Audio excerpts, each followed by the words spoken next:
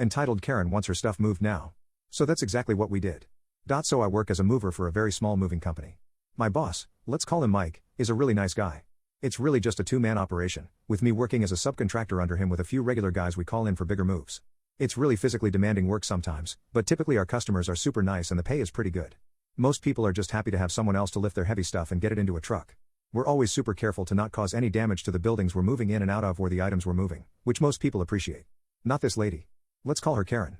So Karen booked a move with Mike, and told him she had a small storage unit she wanted us to load up into a 20-foot truck. We said no problem. As the date of her move approached, though, so did a huge snowstorm.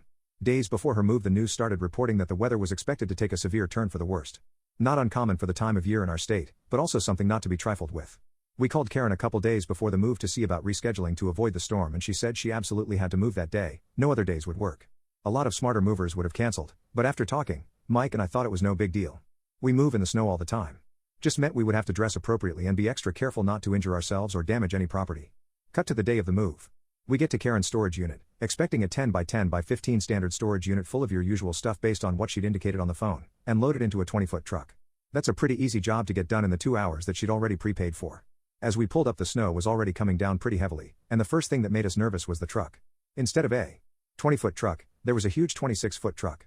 Karen greeted us by the truck and showed us the storage unit. Karen, okay. So, this is our unit. We shut down our businesses and I'm moving out of town to pursue other opportunities, and I need all of this loaded up in 2 hours. The last movers I had got it unloaded in about that long. Mike said something about the truck being bigger than she told us.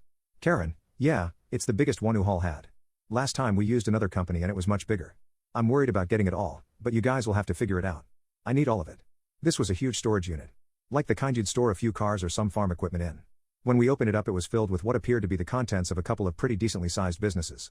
A dozen of those huge floor-to-ceiling filing cabinets, several desks, office chairs, some really huge glass tables, and all of it was incredibly heavy. Now, our company safety guidelines for weight limits are 100 pounds per person lifting an item, but there's no real practical way to enforce that in the field, so we usually wind up using our best judgment, even if the item is over that limit. Nearly everything there was over limit, but we had our equipment and we were pretty confident we could handle everything, weight-wise. Mike and I are both pretty strong. But in my estimation, this was definitely going to take a bit longer than 2 hours. Mike told her that we would do our absolute best. To be fair, he should have leveled with her then and there that it would take a bit more time, but he probably wanted to see if we could just get it busted out as quickly as possible and see where we were at before getting the customer needlessly worried. Karen sat in her truck nearly the whole time we were working, so she could stay warm. Perfectly understandable since it was -2 degrees Fahrenheit outside and the snow was coming down pretty hard. Though she'd occasionally roll down her window to offer up critiques. Mostly about how much time we were taking going up and down the metal ramp of the truck, which was now covered in ice and snow. About an hour and some change into the move, Karen gets out of her truck and starts chatting with Mike about her previous movers, and how they did cause some damage to her stuff, but they were so fast. It was weird. She went back and forth between complaining about them and praising them for their speed.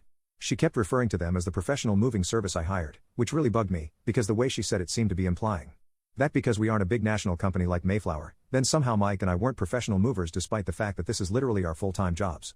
Now we're far enough into this move that we could tell this was going to run long. Mike decides it's a good idea to let her know that it's probably going to take a half hour or so longer than expected. Karen was not having this. She started to get upset and started saying how we were just trying to get more money out of her, and we were dilly-dallying, quoting her directly. Then she starts in on how the professional movers got this same stuff unloaded in 2 hours, it should take the same time to load it. Mike explains to her that unloading always takes less time than loading, because you're moving it into a bigger space and you don't have to pack and pad the stuff to fit into a truck. I also mention that there's literally a blizzard coming down, and we're only going to go a little over. She gets quiet and seething. Mike can tell how angry she is and lets her know we won't charge her for any extra time since it's not her fault the weather is crappy. He also brings up that they damaged her stuff, and we've done a pretty good job. Karen, I don't care. You said 2 hours, I expect IT done. Just get it done. I'm going to leave you guys a terrible review. She stomps back to her truck without saying a word. I'm usually pretty chill, but I was already getting increasingly mad at this woman. Her yelling at my boss and calling us lazy when we were risking our health and safety to move her stuff in a blizzard was just too much for me. Mike thinks about this for a moment. I know customer reviews are super important to us as a small business. The booking site we use highlights the last handful of reviews, so a bad one takes forever to stop showing up as basically the first thing people see when they click on your page. So I'm expecting Mike to try and keep her happy, but instead he just grins and turns to me. Mike, F it. You heard her.